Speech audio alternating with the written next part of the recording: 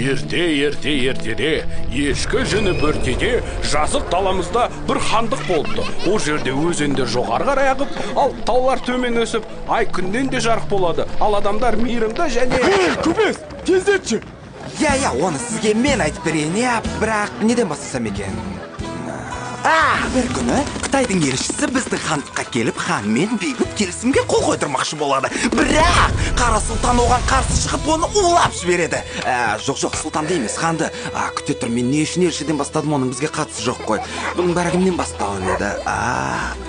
Ақсақал, ол бізге елшіні тонау керек деп бұйрық берді. Бірақ біз елшіге дейін алдымен жалмауыз кемпірге, одан кейін қамбарада, одан кейін айдақарға кіріп шығу керек болды. Ойлашы, бірақ біз олардың сазайларын тарттық. Түсіндің ғой, және ең қысқы енді басталды. Мәңгүрттер, бүкіл көкжиек мәңгүрттерге толы. Ойлашы, не істейміз? Төбелес, бақ, ер төстік, желаяқ, жезтырнақ. Жезтырнақ жайлы бөлек әңгіме.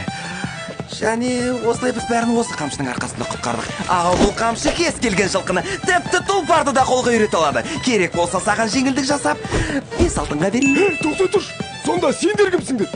Мен алдармын, бұл көсе. Ал бірге біз алдар мен көсе.